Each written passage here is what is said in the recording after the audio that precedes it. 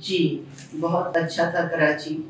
मुझे याद है कि ये बहुत साफ़-सुथरा, खूबसूरत कराची था और वाक़ई जो भी कराची आता था, वो कराची का ही होके रह जाता था। ये हुकूमत की तवज्जो जो है अपनी ज़ातियात पे है। जो अमीर और गरीब के बच्चे एक जैसे ही स्कूल में पढ़ते हैं, ये यहाँ पे सबसे बड़ी बात है कि जिनके पास पैसा है, वो तो टॉप के स्कूलों में पढ़ा रहे हैं और जहाँ पे कोई तमीज़ सिखाई नहीं जाती। और बच्चों को मैंने ऐसे देखा है कि वो एक नज़र कोई चीज़ देखते हैं तो वो क्रिएटिव हैं। वो एफएनएफ फाउंडेशन स्कूल होगा।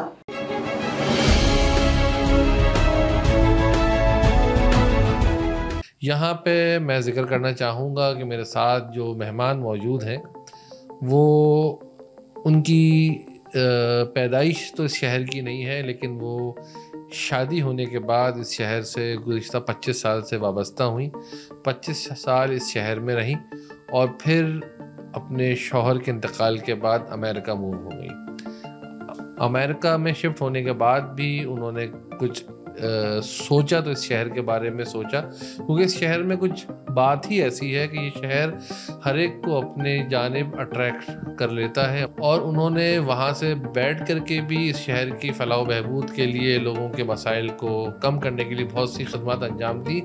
लेकिन बाज़ाब्ता अंदाज में इन्होंने एक एनजीओ की बुनियाद रखी और उस एनजीओ ने इस वक्त कराची शहर में कि एक वो नहायत ही क़दीम इलाके लेकिन एक नए डिस्ट्रिक्ट मलीर में एक स्कूल की बुनियाद रखी। स्कूल का रकबा कोई तकरीबन 500 गज़ का रकबा है और ये स्कूल का इंतखाब उस जगह का उस इलाके में हुआ जहाँ पे वालिदैन अपने बच्चों को 2 वक्त की रोटी भी मुहैया नहीं कर सकते थे। वहाँ पे स्कूल की बुनियाद रखी। स्कूल अपने आखिरी मराहिल में है। स्कूल तैयार होने के बाद बाज़ाब्ता अंदाज में स्कूल में मॉन्टेसरी, प्रेप 1, प्रेप 2 और 1 से लेकर मैट्रिक तक की एजुकेशन मुहैया की जाएगी। आइए मैं आपकी मुलाकात करवाता हूँ मिसेस फरजाना नईम साहिबा से। अस्सलाम वालेकुम। कैसी हैं आप? अल्हम्दुलिल्लाह बिल्कुल ठीक-ठाक हूँ। आप सुनाएँ? सबसे पहले तो मैडम आपको इस कराची शहर की बेलौस खिदमत करने पे दिल की गहराइयों से जो है मुबारकबाद, और इसका अजर आपको अल्लाह ही देगा या वो लोग देंगे जिनके बच्चे तालीम हासिल कर सकेंगे। मैं ये पूछना चाहूँगा और अपने नाज़रीन के लिए ये आपसे चाहूँगा कि आप बताएं कि आपका जो इंट्रोडक्शन मैंने दिया उसके बाद इस कराची शहर के आपने क्या क्या मसाइल देखे, इस कराची का जो हाल देखती हैं वो हाल तो कभी पहले ऐसा न था। जी, बहुत अच्छा था कराची। मुझे याद है कि ये बहुत साफ़-सुथरा, खूबसूरत कराची था और वाक़ई जो भी कराची आता था, वो कराची का ही होके रह जाता था। मुझे भी कराची बहुत पसंद था और बहुत ही अच्छा लगा। मैंने यहाँ पे शादी के बाद जितने भी साल गुज़ारे, मैं बहुत खुश थी यहाँ पे। उसके बाद मैं अमेरिका चली गई, लेकिन मुझे कराची, पाकिस्तान बहुत प्यारा लगता था। बहुत मेरी तवज्जो थी कराची पे कि इसके लिए मैं कुछ करूं, और वैसे भी मैंने शुरू किया कि मैं वॉलंटियर कुछ मदद लोगों की करूं, और करते करते फिर मेरे जहन में ख्याल आया कि सबसे ज़्यादा ज़रूरत है कराची की उन बस्तियों में एजुकेशन की जहाँ पे लोग रह रहे हैं लेकिन उनको मुहैया नहीं है कि वो अपनी बच्चों को एजुकेशन दिलाएं, या तो वो स्कूल के करीब नहीं है या वो फीस भी अदा नहीं कर सकते हैं, और फीस यहाँ पे इतनी ज़्यादा कमर्शलाइज है एजुकेशन कि ज़्यादातर लोग अपने बच्चों को पढ़ाने। अच्छा मैडम, जी सवाल मैं ये करना चाहूँगा कि अब अमेरिका में सुनते हैं कि भाई जो आदमी इंसान जितने पैसे अर्न कर रहा होता है उस हिसाब से ये टैक्स वो टैक्स। अब तो पाकिस्तान माशाल्लाह हम हर चीज़ पे टैक्स भरते हैं, तो अमेरिका में आप जब टैक्सेस देती हैं तो in return you get the benefits. उसके बारे में ज़रा हमारे नाज़रीन को बताएं कि अमेरिका में कौन कौन से आप टैक्सेस देती हैं, और यहाँ हम तो तकरीबन सारे टैक्स देते हैं, जो नहीं होते हैं एडिशनल भी देते हैं, ओवर चार्ज, सर चार्ज, फलां ढमा सारे टैक्सेस। आपको क्या क्या फैसिलिटी मिलती है और आपके जहन में वही मॉडल है अमेरिका वाला कि उस अमेरिकन मॉडल को इम्प्लीमेंट करना है क्या? जी, वहाँ में दरअसल टैक्स जो है ना वो भरते हैं ज़्यादातर। वहाँ पे टैक्स जो है जितने अमीर होते जाएंगे टैक्स ज़्यादा होता जाएगा। लेकिन लो इनकम वाले लोगों को जिस वक्त टैक्स रिटर्न भरते हैं अपनी, उनको हुकूमत वापस देती है पैसे कि वो लो इनकम में आते हैं। यहाँ तक कि हुकूमत बहुत सी फैसिलिटीज़ देती है, जिनके पास जॉब नहीं है उनको फीड करती है, उनको डिसेबिलिटी देती है, उनको अनएम्प्लॉयमेंट देती है, और वहाँ पे भी टैक्सेस हैं, लेकिन लोअर क्लास के लिए नहीं है। जिनकी एक ख़ास मद में इनकम लो इनकम होती है, उनकी वहाँ की गवर्नमेंट बहुत हेल्प करती है। इवन के बच्चों के लिए उन्होंने विक प्रोग्राम, जहाँ पे भी मैंने भी काम किया, स्टेट प्रोग्राम है, उसमें बच्चों को फ्री दूध, उनकी सब ग़िज़ाइयत जो है वो मिलती है। तो ये वाला मॉडल आप मलीर में भी इम्प्लीमेंट होने जा रहा है। अच्छा, स्कूल का नाम जैसे फाउंडेशन का फरजाना नईम फाउंडेशन, तो स्कूल का नाम क्या सोचा है? हमने सोचा कि FNF foundation school लीवा, FNF foundation, वहाँ पे मोमिनाबाद सोसाइटी है, जहाँ पे ये स्कूल का नाम बनाएंगे और इसी नाम से हमें स्कूल भी शुरू। एरिया तो मैडम काफ़ी स्लम एरिया है, ये स्लम एरिया है, तो यहाँ पे बहुत सारे वालिदैन के भी रिफ्यूजल्स होते हैं कि बच्चों को पढ़ाना नहीं चाहते, बोलते नहीं आप क्यों पढ़ा रहे हैं, हमारे बच्चे नहीं पढ़ेंगे, हम कारोबार में लगा लेंगे। हम उनको अपने साथ, जैसे बाप कोई सब्जी की रेडी लगा रहा है तो बच्चे को भी वो सब्जी की रेडी में ही साथ लगा लेता है, कोई बच्चे को पंचर की दुकान में बिठा देता है, कोई वेल्डिंग में बिठा देता है।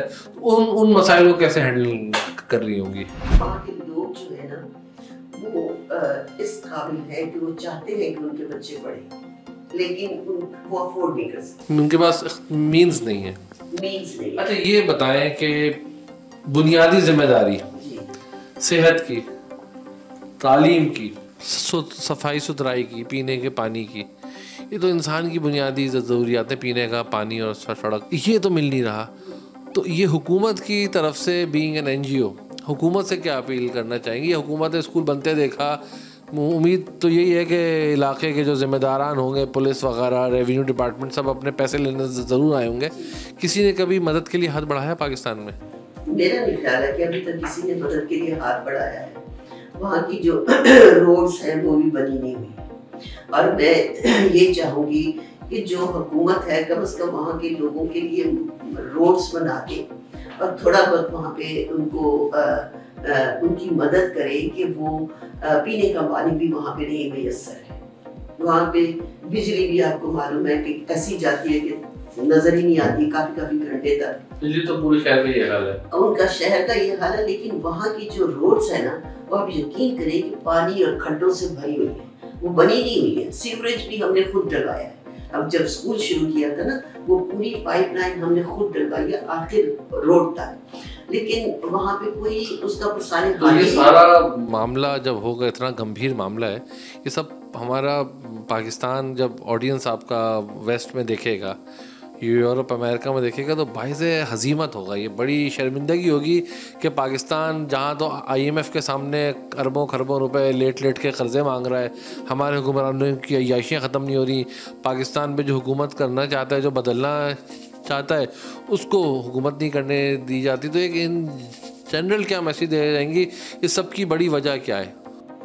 इसकी बड़ी वजह ये है कि हुकूमत की तवज्जो जो है अपनी ज़ातियात पे है, उनकी तवज्जो अवाम पे नहीं है। वहाँ पे सही कहते हैं कि किसी वक्त हमको हजीमत भी होती है वहाँ पे बताने के लिए कि हमारी हुकूमत जो है वो पानी नहीं मिल रहा है बच्चों, और जो ये बुनियादी ज़रूरियात हैं, सबसे ज़्यादा तो ज़रूरियात ये है कि आपके पास सेहत हो, आपके पास एजुकेशन, जो कि वहाँ पे टोटली एजुकेशन फ्री है।